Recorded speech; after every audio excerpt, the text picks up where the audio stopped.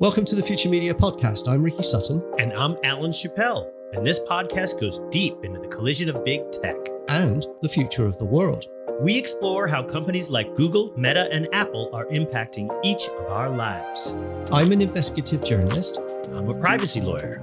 And every week we speak with experts to bring the unreported details into the light.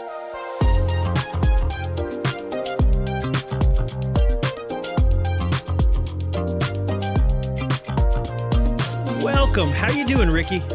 I'm really good, mate. The jet lag has cleared. It's very cold in Australia. The winter is setting in, but all other than that, mate, just great. Well, good. I'm actually kind of happy that I get to rub it in a little bit to you because it's absolutely glorious today in New York City. We've spent the last few months going through Ricky's summer, so I'm kind of nice to be able to give one back. So today we're going to talk. Today we're going to talk about the Google search trial, and we're something like 600 days into the battle between mostly the Department of Justice and Google with respect to Google's search offerings, and we feel like we're now just getting into about the seventh inning. We've just finished up the separate remedies trial, and we are really, really happy to have our good friend Megan Gray here, because Megan has sat through the entire trial, took some notes, had some great insights that I saw occasionally from X. And so, well, firstly, Megan, welcome. How are you doing? I'm doing great. Thanks for having me on. I love chatting with y'all, so this will be fun. Yeah, I'm really looking forward to diving in. So, Ricky, do you want to set the stage with respect to the Google search trial? Yeah, so we are, as you said, we're just coming up to 650 days since the trial started. We have a multi-year investigation. The investigation in this particular trial, is to look at Google's monopoly over search. Now, Google's definition or domination of search is almost absolute. The number that came up in the trial was that 91.47% of all searches in the world take place on Google. It controls desktop search. It controls mobile search, which is basically all of digital. And it's been very, very comprehensive. But what we've also learned is that what sits behind that is an incredibly complicated and sophisticated and brilliantly built, frankly, business that has spun off hundreds of billions of dollars worth of revenue per year, and which has sucked up a massive amount of the opportunities that exist on the web. And one of the industries that has been hurt most by that has been my publishing industry, which obviously has been my focus, is to look at what does the publishing industry do, and how does it recover, if you like, from the best part of 20 years of being sucked dry a little bit. And so the industry's tired. The industry is a little bit lost. The industry is a little bit dumbfounded by the court case. And I've kind of taken it as my job to be a cheerleader for it, point it north and say there's an opportunity ahead, which is why I'm so interested to hear from you, Megan, because, there's a lot to do to repair the damage that's been done. And there's a lot of energy to revive. And so I'm kind of fascinated as to what your take has been on the trial to date. Certainly from the perspective of what Google's done, but also the impact that's had on the publishing industry. The case is a funny animal because it was created under the first Trump administration because Trump wanted Google's head on a stake. And he told his attorney general at the time, bring me Google. I want a case against Google. And this is the case that they crafted on a very expedited schedule for DOJ. And from a purely legal perspective, it's a beautiful case. It's very simple. It's not very controversial. It's almost a slam dunk because it involves exclusive contracts by a 90% plus dominant player of market share. But the problem in all of this is that a good litigator, an appropriate litigator that's trying to find a solution to a problem, is that you start with the solution that you want, and then you go backwards and create a case that will address that problem. And that is not what happened here. DOJ did not start thinking seriously or realistically about the remedy until the trial on liability had already kicked off, well after it had kicked off.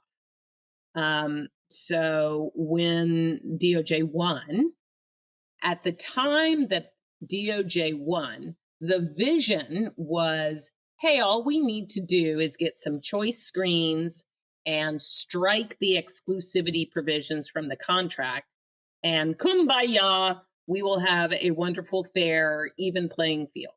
Now, you and I know that is crazy. Yeah, I'm choking a little bit as you say that. That was never going to work. But I honestly think that is what DOJ, at the time that they filed the lawsuit, was thinking, to the extent that they were thinking about a remedy at all. So now what we have is a whole buffet style of remedy, many different components, and almost a Hail Mary approach to try to address the Google monopoly in search. And I have to be very careful in choosing my words here because there are so many Google antitrust cases. This one is general search, but you also have the ad tech case, you have the shopping case, you have the Android case, you have the Play case, and that's part of the dilemma that DOJ has here and that every case has, is that this is a huge balloon, and if you press down on one part of the balloon, it just squeezes out somewhere else. And Europe, after many years of litigating with Google on competition grounds, kind of figured this out. And that's why they got the DMA, the Digital Markets Act. But that's a different approach. I highlight it only because I suspect as long as this has been going, the DOJ remedy search case, I think it's got many more years ahead because the government is probably going to have to learn more lessons about what works and what doesn't work. And it's also going to have a long path ahead in terms of appeals. We should get into the details of the remedy that we have right now, but I just wanted to put it in context that we're not close to the end of the tunnel here. So, Megan, can I just ask, do you think that, by the way, I entirely agree with that. And so the fascinating thing for me was that it felt like winning the trial was no shit moment for the DOJ. It was like, oh, hang on a minute. Let me just okay. Goodness me, we've just unraveled the entire internet. Yeah, that's kind of like how. Yeah. It's the dog that caught the car. Yes, exactly. And so the interesting thing was, though, do you think that the problem here, and I've heard this said quite a lot, do you think the problem here is that Google probably reached a point of monopoly 5 or 7 years ago, but nothing was done at that point. And so it continued to accelerate and accelerate and accelerate up this kind of monopoly path to the point that any remedy had to be utterly comprehensive and actually threatening to the whole of the open web at the point that you've got 91% share of the brand. Oh, for sure. I mean, now, if we're using monopoly in the colloquial sense, which is that you have the vast majority of market share, Google has had that since like 2002. But in the legal sense, monopoly is that you have acquired or maintained that monopoly. So monopoly in and of itself is not bad or illegal. It's only when you're acquiring or maintaining that monopoly with anti-competitive acts. And once you have a monopoly in the colloquial sense, you are not allowed to have exclusive contracts that prevent new entrants from posing a threat. So your question of since when have they had a monopoly? It's been our lifetime. basically. It's been the internet's lifetime. We have literally never seen a contract for default status on phones for search that was not an exclusive contract. So one of the funny things in the case, funny for lawyers, is that Google keeps harping on the idea that DOJ has not established a but-for world, that without a but-for world evidence, the case should fail.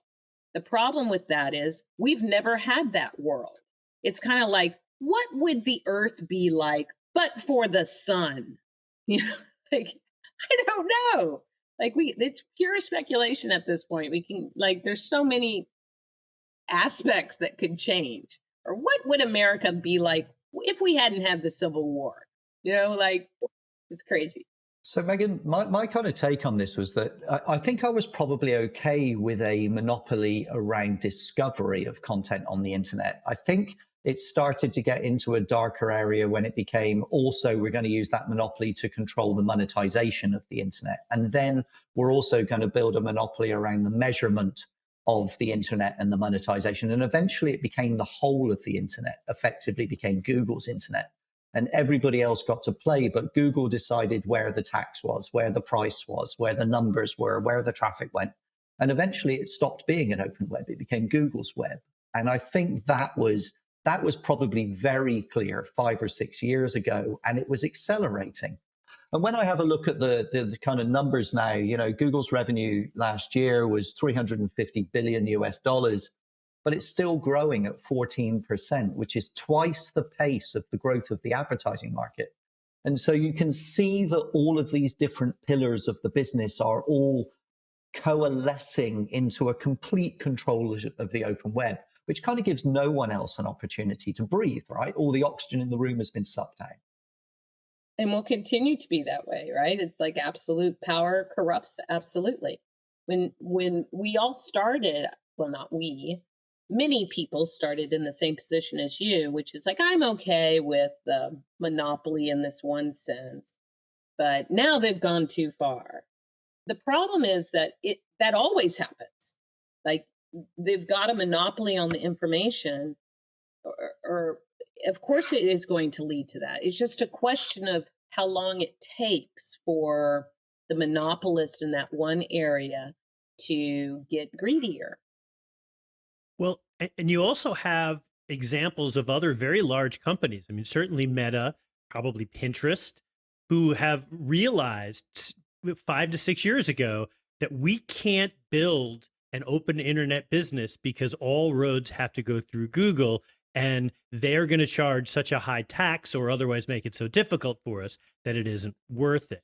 I know we're getting a little off topic on the search, but I think it's important to drive home that, you know, if you're looking for a but-for question, I think those are some pretty good examples. Yeah, you know, it's interesting because you saw this this dance a few years ago, about 7 years ago, with Google freaking out. Oh my God, the internet is going to be social. We need to have the Google Plus social network, right? So you saw the big boys trying to get into all the different areas. And then you had Facebook trying to get into images and like, but it's all now solidified in a way. Everybody knows their place.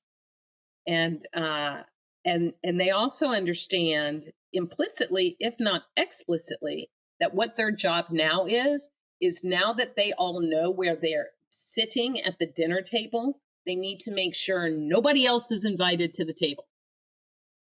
Yeah, and I think that to your but-for point, so the thing that I took away from but-for, and it riles me every time I hear it, was about 10 or 12 times in its summing up, and certainly in its statements to the market afterwards, Google said, the judge repeatedly said that Google's the best search engine in the world. He didn't say that. He didn't say that at all. Google said that multiple times, but he didn't say that. And what the DOJ said was, we actually don't know if Google's the best search engine because no one else had a chance to be one. And so we haven't seen what search could have been in your but-for world. We've only seen the search that Google's generated. And there may be better opportunities if competition is allowed to flourish. And so what we kind of end up with is a world where we might get a chance now to see new things. But my question to you is, having allowed this to run as late as it's run, okay, and the fact that nothing was done earlier when it was probably easier to break it, do we now run the risk of breaking the open web by breaking Google if at the 11th hour we're trying to find remedies and trying to backfill? Is there a danger that the web suffers as a result of this breakup now?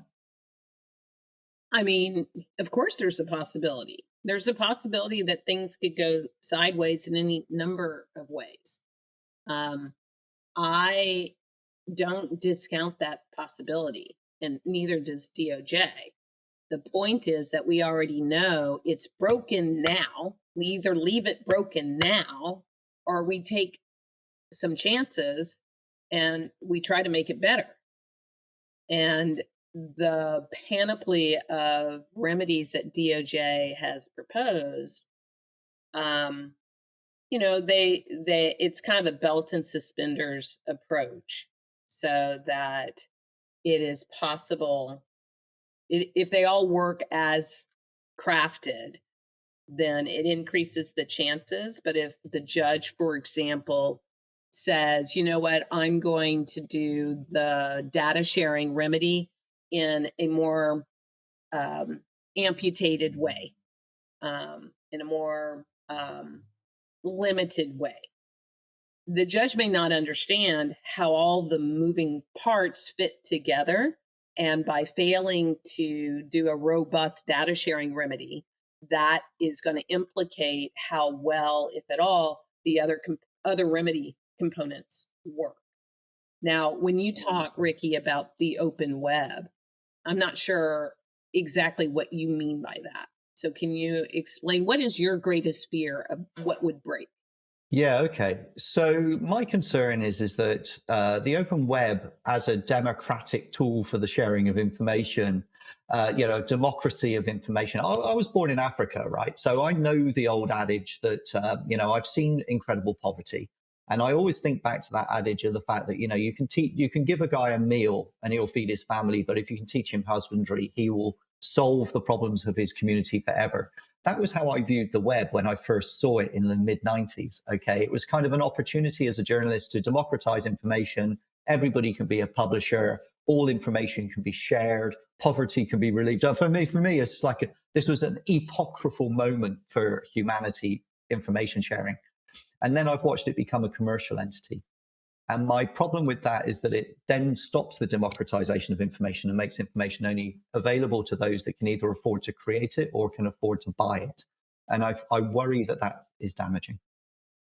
So to you, the open web is the converse of a gatekeeper web. You're not talking about like open source. I'm basically saying I don't really mind what the underlying technology is, but I do believe it's a place where people should be able to go for free to find anything. It's kind of the eternal mole, really. My problem with that is that it hasn't been free for a long time. You've paid one way or another, and some of those have been explicit, and some of them have been implicit, and some of them have been downright secret. And I think that desperate commercial, $350 billion doesn't come out of the ether. Okay, yeah. Someone's paying for all of that. And it's kind of, my concern is that if you try to break the economics that Google has established so late in the game, that it might just destabilize the internet as a whole. But however, let me be a little bit more optimistic here. On stage in New York, just a couple of weeks ago, I made the case really clearly to a large group of media executives, CEOs and others, where I just basically said, look, I appreciate that this future that's coming is scary, okay? But just because the monopoly, okay, is a bad outcome because you can't win in that monopoly, okay? So chaos has to be better. So this is a 0 or a 1 in digital terms. In a monopoly, you have 0 chance of winning. And in chaos, you have a chance of winning. So we need to have an era of a survival of the fittest, not the survival of the fattest, which has to end, which is the whole point of monopoly and antitrust.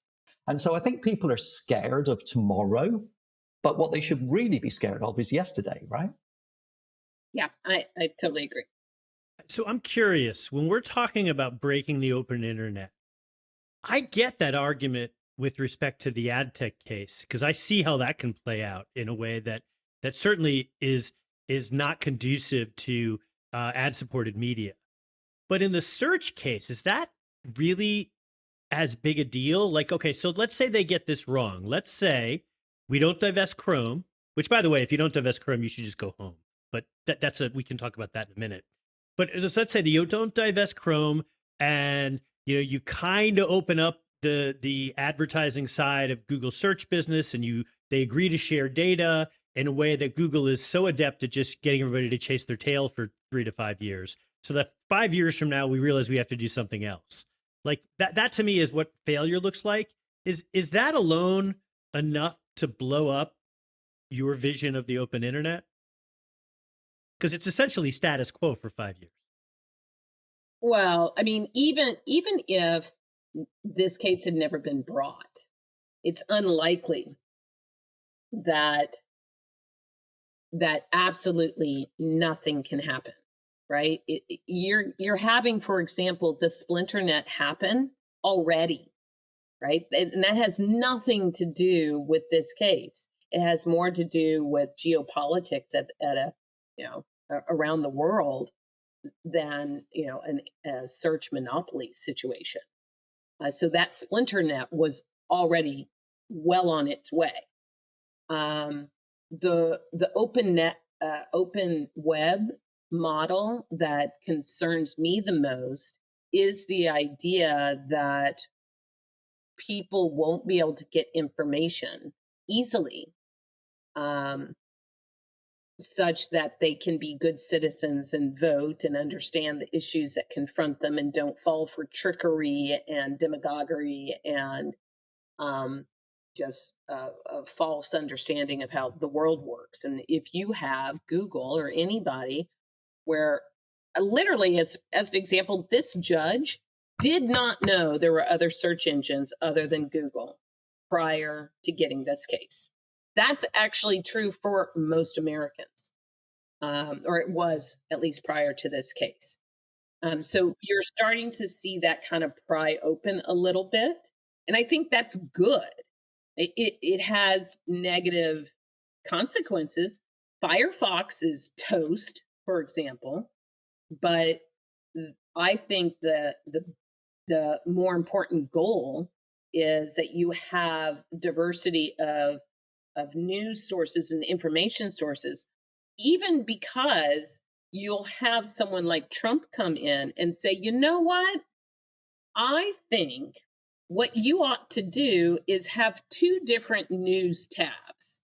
You should have one that is the fair and balanced news tab, set that as the default. And then you should have another one that is the Lame Street Media news tab and have that as the non-default. But if people really want to look at that, that's fine. They could switch to that. That's not a good outcome for anybody, right? The amount of pressure that an administration will exert, particularly going into midterms, for example, to influence that. Google, if they were less fixated on maintaining their monopoly, would understand that long term they're in way more danger with holding all of those search cards than if they were to just take action and cooperate with a remedy that would reduce their share down to only 75%. So, Megan, let me saddle up my high horse here, because this is where I get onto my media tip. So, my personal belief is that in an era where we lose a plurality of media, we lose the ability to generate opinions. And so, I've run massive newspapers with a readership of 60 million people.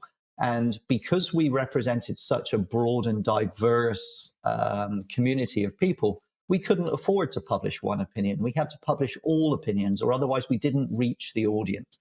And we had to have our finger on the pulse of the different opinions and the different paces and the different political persuasions and the different ages and demographics. We had to think about the whole nation when we wrote. And so the front page might be a big story about an exclusive about something, but page 6 would be the Deputy Prime Minister writing an opinion, and page 12 might be the Prime Minister's latest release of something. And so our view was that our media had to represent the public, not drive the public to a particular persuasion or opinion. And so we've seen the internet as it's gone now lead to this polarization.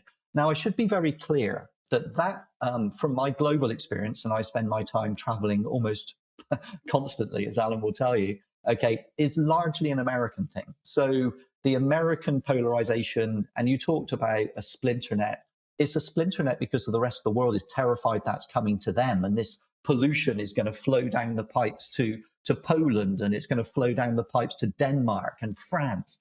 And so they want to close off parts of the internet. But you see, in a world where the open web is fractured and broken, and we're back in chaos, and we're back where we were in 96, 98, when the internet was being first built, and we can start to rebuild it, then we can create a plurality of opinions again. And for me, that feels like it can repair some of the damage that we've got. I don't know if it can fix America, but I do think for the rest of the world, that will be a relief for them to see chaos again. Yes, but the remedy in the Google search case is US only. This is different from the ad tech case, which is the market was defined as worldwide, and that's where liability was found. So the remedy in that case will be worldwide.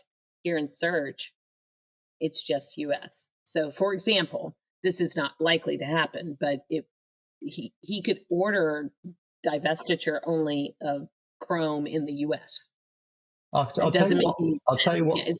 And data sharing for incipient and current search rivals would only be for US companies. Megan, if the judge ordered the divestment of Chrome in America only, the rest of the world will cut America off. They will shut the pipe. Okay, they're not going to allow that.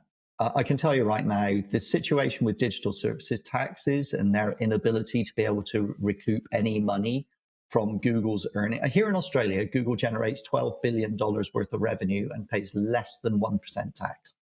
Okay, the amount of money that leaves Australia every year is 4 hospitals or 60 schools.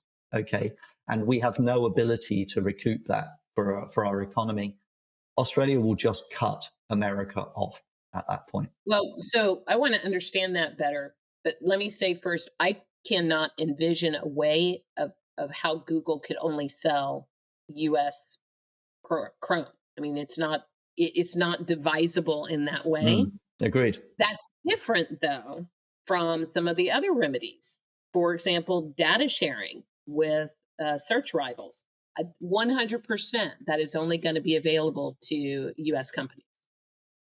But it's just not, the judge doesn't have the ability to do anything else. It's not in his jurisdiction.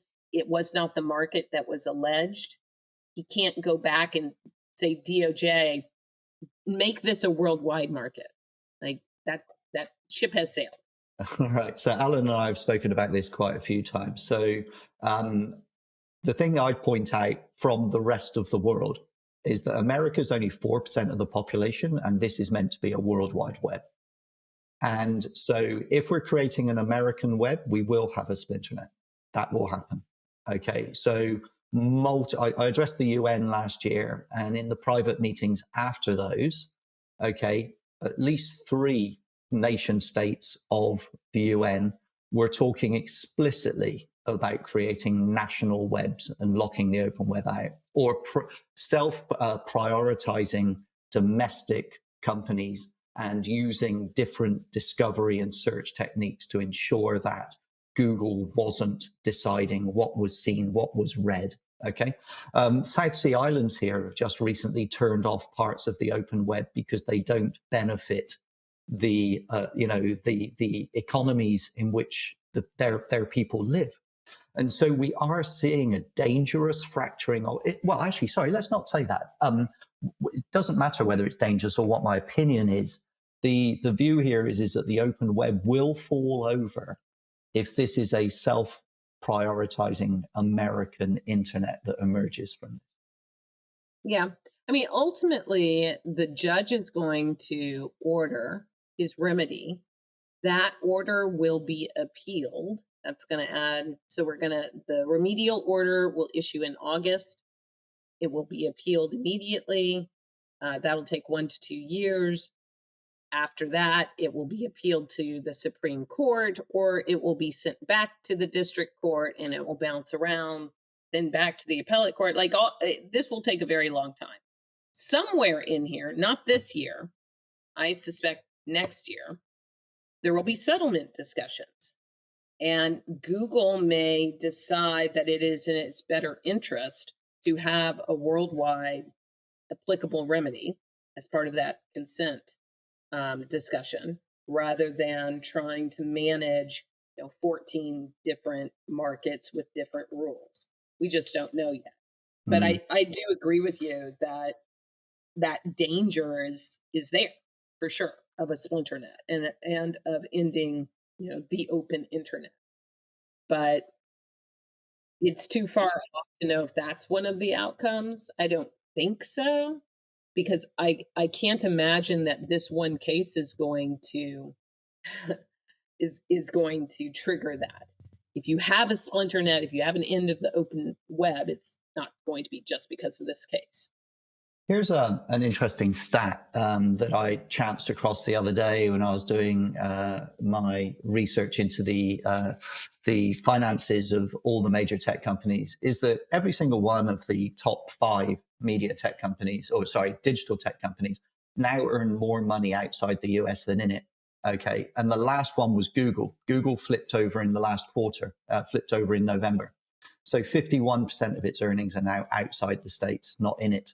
So the economic impact for all of those tech companies, Meta is heavily leveraged outside the US compared to in it.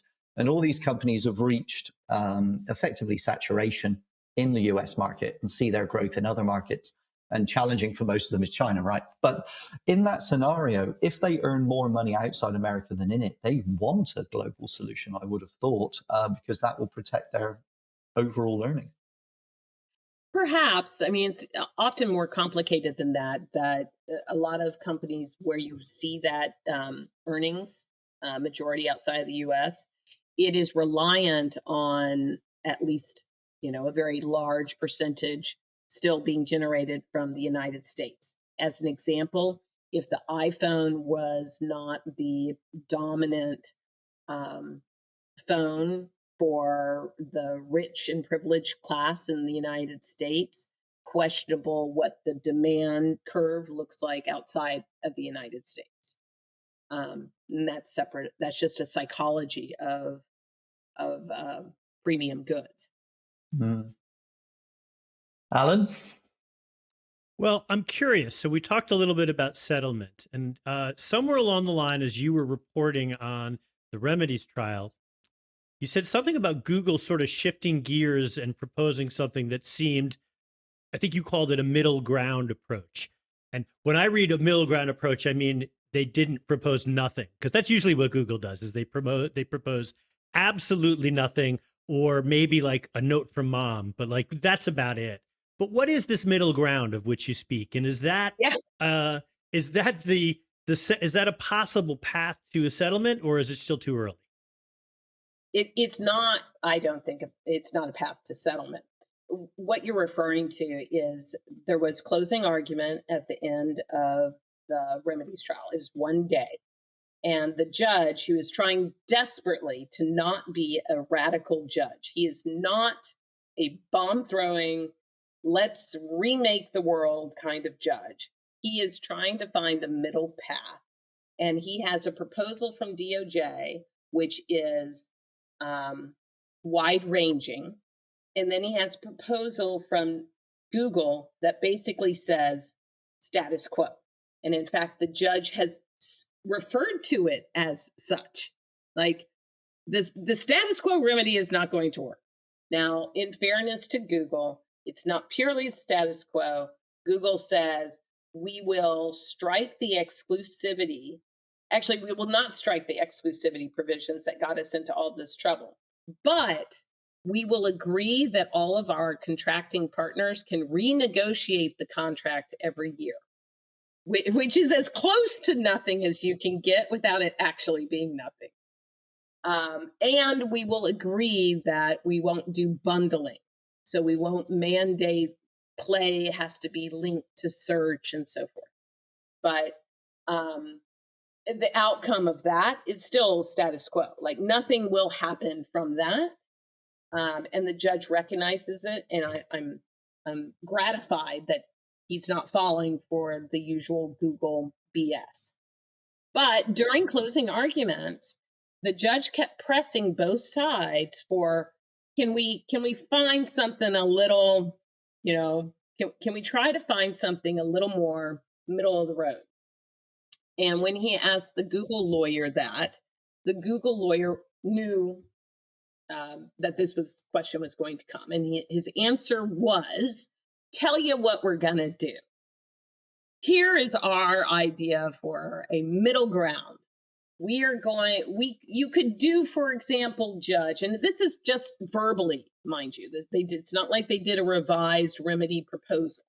So just on the fly from the podium, the Google lawyer says you could do choice screens. And also you could do a very limited and constrained mandated syndication, which is essentially the same syndication contract that Microsoft uses with Yahoo and DuckDuckGo and all these others. You could make us do a similar contract. And then finally, God, what was that third? They had some third remedy, but it was equally silly. So it was basically do choice screens, which will not do anything, and then make everybody beholden to us by forcing them onto these very constrained syndication contracts that will ensure that nobody can ever leave Google. Like make them super reliant on us such that they do not have the time or experience, talent, resources to build their own search engine. Just let's keep this ball going for another 3 years, 5 years, and we will do syndication deals with companies like Yahoo and DuckDuckGo. So this might just be an aside, but I'm really confused because I thought in their findings, their proposed findings of fact, the final ones that they just got released last week, I thought in that document they spent a fair amount of real estate complaining about choice screens not working, which, by the way, is in contrast to what they've been offering with respect to the Chrome browser and third-party cookie deprecation. So I'm a little confused. That's why they offered it. And they said they were like, if you want middle of the road, you could do choice screens. We don't think they're going to work, but maybe other search engines get as good as us, because I like you, Judge, I'm going to make you this offer. Yeah. So in my long experience of watching Google now for the best part of 20 years and analyzing their behavior, my key rule of thumb is never to listen to what they say, but to look at what they do. And they are two entirely diametrically opposed things. And when you have as much data as Google has, as much money as it has, as much political clout as it has, as much infrastructure as it has, as many customers as it has, and that's all been baked in. This isn't so much a boiling frog as a boiled frog 30 years ago frog, okay, that everybody's totally forgotten what life looked like before it, okay? And most people working in the internet have never worked in anything other than Google's world. And so therefore, they believe Google is the open web. And that's very difficult to deconstruct. And so when you're trying to defend yourself as Google, what do? You throw a million motherhood statements out. So to Alan's point, everybody just goes, this is too complicated, and I'm just going to ignore it. What I think the DOJ did excellently well, and far better than I thought they would, is they managed to break down that complexity into easily understood elements that said it's this and this and this and this and this and this that all add together to something that looks impossible to deconstruct, but it can be deconstructed. And what I really liked about their remedy document was that they figured out very clearly that Chrome was the keystone to the arch. So everybody ignores Chrome because it's not for profit, says Google. Yeah, right. Because actually the entire business rests on this plinth. Without this, the whole thing falls in on itself. So look after Chrome, go for Chrome. So if the only remedy that occurs here is that Chrome is separated from Google in some way and goes to some other organization, or whether it becomes a public utility, or whether it becomes acquired by someone else, then Google's entire edifice starts to crack. Do you agree with that? I do agree. But I disagree that DOJ understands that and explained it. Okay. DOJ's pitch, and I understand why they made this pitch to the judge on why Chrome should be divested, is because Chrome is a search access point. And the whole case was about search access points. But the three of us at least understand that Chrome's value of feeding and understanding everybody's browsing behavior is really a core ingredient to so much more. And it's the lever, even if you were to change the default in Chrome, the pop-ups that Google can have within Chrome to get you to switch your search engine or to influence your choices, it is going to be very difficult to effectuate a remedy if they, on all the other aspects, if they still have Chrome. 100%. So my question to you is this, because there feels like there's three choices about Chrome. Status quo with Chrome stays where it is. Nothing changes. Okay, Google retains its monopoly. No. I'm going to do you one better. It will change to become a super powered browser, because that's the fortress that they will have now, and they will do everything they can to jack up market share on Chrome, and they're not going to start playing nice with Safari and anybody else. Agree. 100% agree. So status quo on Chrome means Google wins forever, basically. Second option, it's divested to someone else. I'm interested to think what you think that might be, or who a player in that space would be. And the third one is the one that people sometimes whisper in the background, which is make it some kind of public utility, not-for-profit organization. So those feel like the three options for Chrome, and really it's the fate of Chrome that will decide the future of the web. So in your view, we've already discussed the Google one, but what about the other two? Who is an alternate owner, potentially, and is a utility even conceivable? It's not within the judge's power to order that, first off. So like that would not happen here. Maybe you could have legislation.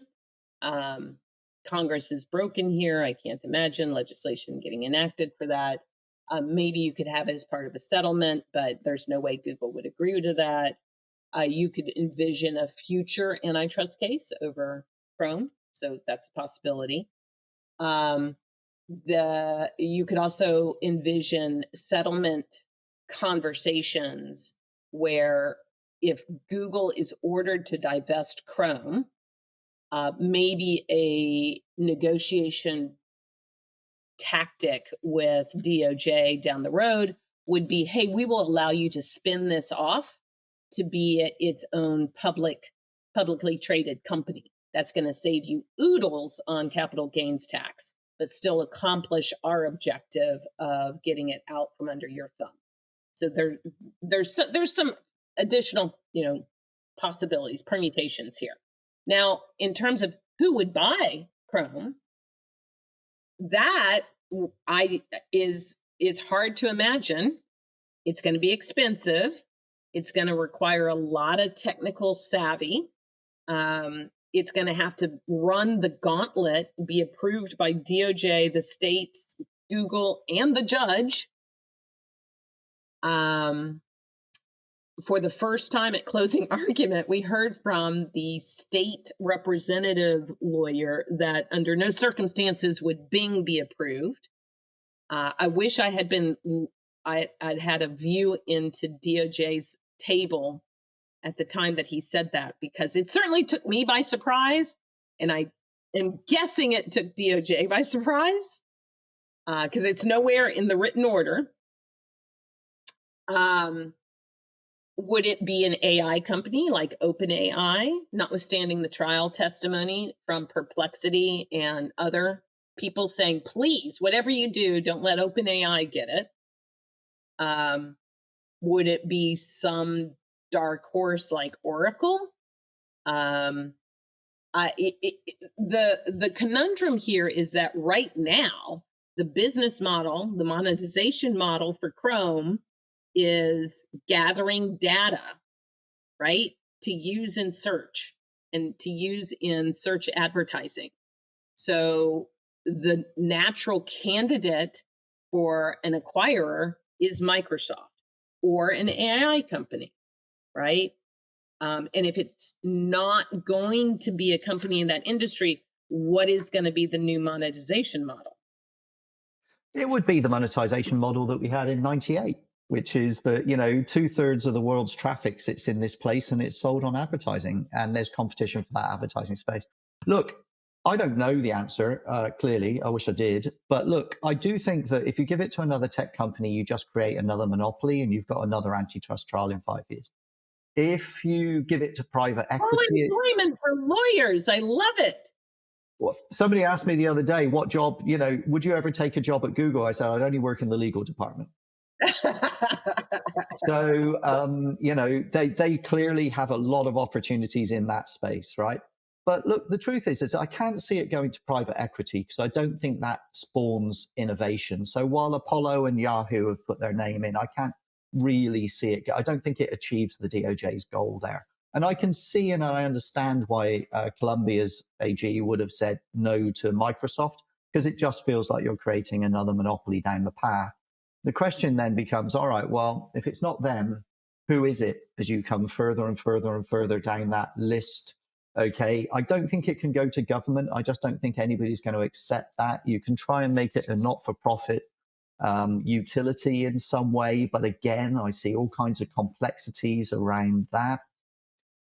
I just worry, to your point earlier on about the DOJ, is that the remedy makes sense on paper, but the actual application of it is considerably more complicated.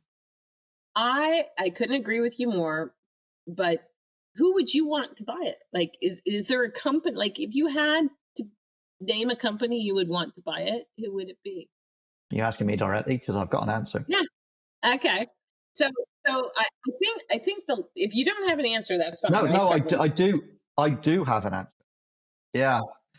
I think it should be acquired by a consortium of content creators across the web, because they create it.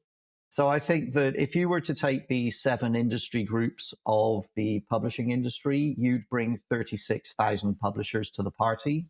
I think that if you then engaged all of the other major contributors to the people that create the premium content on the web, then I think that you could create almost like a Congress. I think of it a bit like the US Congress.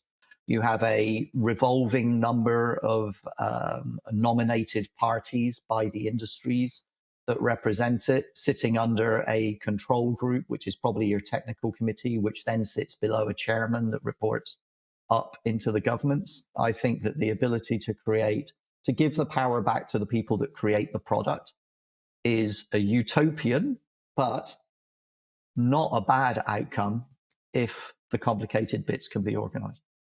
Well, that would be a creative solution. That would be a complicated solution. But I can see why your head is in that space. The interesting aspect is for me is that even if none of this works, the pace of technology is changing so quickly right now and we're having such political upheaval, I still think that change, I think this is the note that we started on. I still think that change is better than what we have right now. That if you throw everything up in the air and it lands in a crazy way, it still reforms in a way that over time I think works out better. There's a old phrase that says sometimes you have to stir the pot or the scum rises to the top.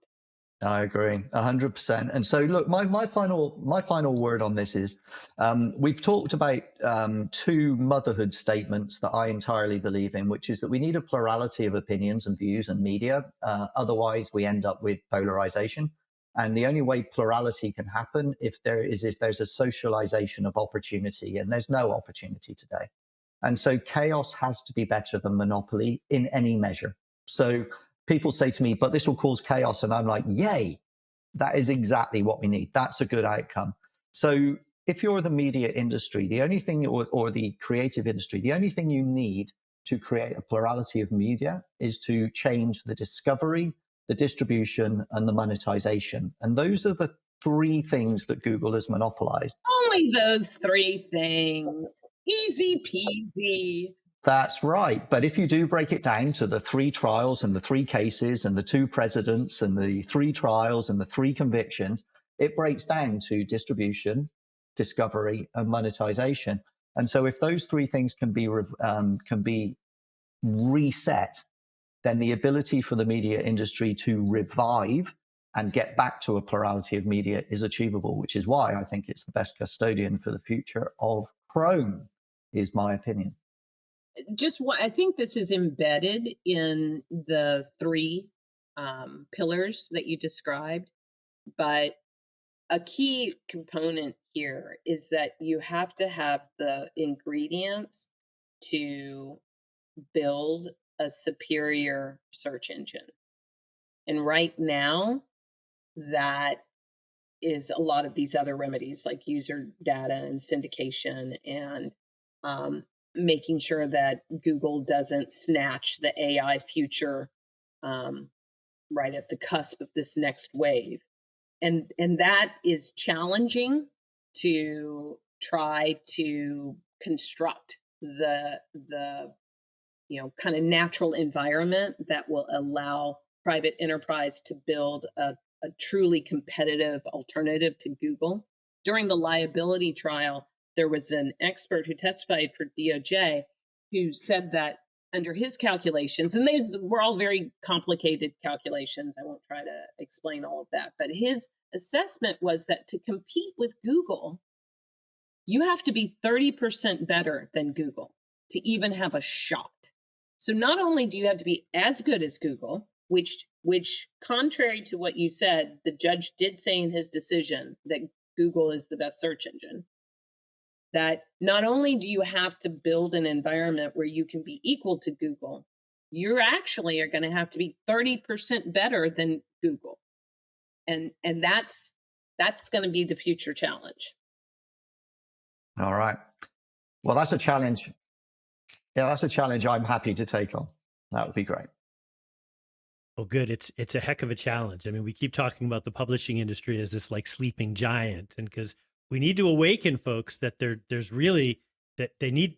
It's time for action, and I feel like the publishing industry is almost akin to like any Burt Reynolds movie in the 70s, where like the first scene, like there's a big problem that needs to be solved. And then, well, where's Bert? And then he's always in some hotel room that is full of empty beer cans. And you got to like sober him up and wake him up and get him back into the thing. And I feel like that's where, Ricky, you are with the publishing industry right now in some respects. Like we need to get them to act. My experience of the publishing industry is that it is a mission-based industry. And if you can remind them of the mission, they'll be indefatigable. There'll be no stopping them. They just need to be pointed north and told that they have a chance. And I think that there is a community of that industry that are rising. Our challenge is that the leadership we have is defensive, and the leadership we need needs to be offensive, and it needs to be innovative. And that means we have to bring new, younger leaders in. who are pointed in the right direction. I think it's achievable, but I think if it doesn't do it, there won't be media. So this is a kind of 5 to midnight doomsday scenario, and generally people react well to that. So I'm optimistic after 20 years of illegal monopoly. I'm looking forward to what we do next. Trying to think of who will bring that next wave of the publishers. I was at the museum recently out in Arlington, and we got a tour from Kevin Goldberg while I was there, and it was fascinating to me. And I was reminded that the person who had all of the money to create this museum, who was very mission driven, obviously, since he invested all of the wealth that he had, not all of it presumably, but a huge portion of it, into creating the museum, only happened because he failed as a publisher in his first venture. So I would add to your ideas that the next crowd of people to do this need to be failures. I don't want the successful executives, the current crop, unless they can show me how they fell flat on their face with some new company that they had started at some point in their adulthood. 100%. Well, there's some work to do. We should probably go and get on with it. Thank you so much for joining us. It's been amazing, Megan. Thank you for your insights. Thanks, Megan. Great chatting. Thank you. Always wonderful. Thanks for tuning in. The Future Media Podcast is a production of Future Media and Ricky Sutton.